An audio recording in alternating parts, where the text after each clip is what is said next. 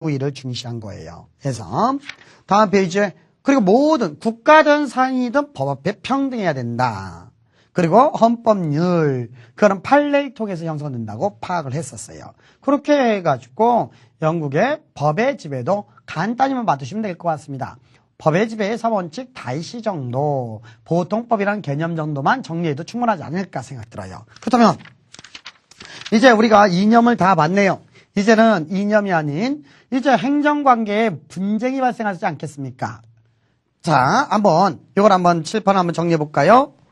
우리가 이제 지금 배울 거는 법원이라는 걸 공부할 거예요. 법원. 법원이라는 건 한자로 한번 표현해 보면 두 가지로 많이 용어 쓰여지네요. 하나는 법이 집 원자 써가지고요.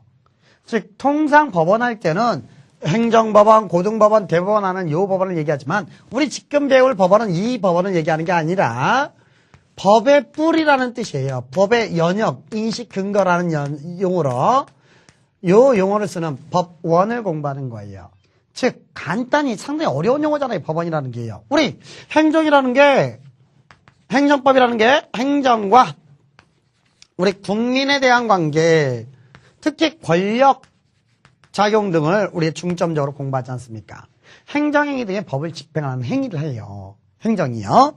그런데 말씀드린 것처럼 공익 달성을 위해서 사익을 침해하는 수단을 많이 동원한 데 있죠. 그러다 보니까 나 억울하다. 이러한 작용에 대해서. 그래서 분쟁이 형성되겠죠? 둘이 다툼이 형성되겠죠. 그러면 둘이 주먹 쥐고 싸울 수는 없잖아요.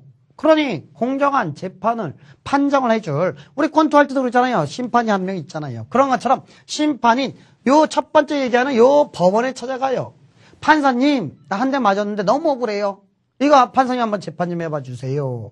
라고 공정한 재판을 부탁합니다 할 때 판사가요. 뭘 가지고 재판하겠어요? 공정한 재판을 요구하는데 지 마음대로 재판하면 안 되겠죠? 그러니 어떻게 하겠어요? 당연히 재판의 기준에 따라서 재판할 거 아니겠습니까? 그게 뭐겠습니까? 우리 지난 시간에 말씀드렸던 규범이라는 게 있잖아요. 가장 큰 의미의 법을 가지고 재판을 해야 되잖아요.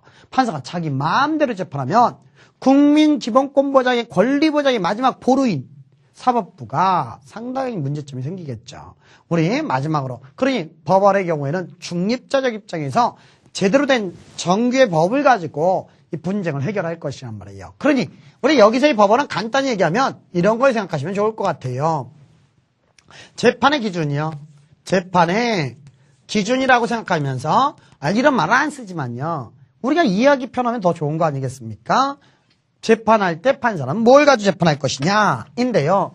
이런 재판의 기준은 크게 두 가지 형태로 되어 있어요. 글자화되어 있는 성문 법원이 있겠죠. 이 법원을 우리 큰 의미로 법이라고 생각하시면 쉬워요. 법, 넓은 의미의 법. 법을 가지고 재판했잖아요. 그게 법원이라는 거죠. 성문의 법이 있고요. 그 성문법원. 그 차는 글자화되어 있잖아. 불문의 법원, 불문법원이 있단 말이에요. 근데 얘네도 한번 생각해 볼까요? 성문법원은 글자화되어 있어요. 즉 형법 한번 250조 한번 얘기해 볼까요? 형법 250조에는 사람을 살해하면 5년 이상 또는 사형까지 시킬 수 있도록 규정을 두고 있어요. 그렇다면 뭐 싸우다가도 욱하다가도 흔한 말로 사심이 하나 딱 들고 이것 찌르면 나도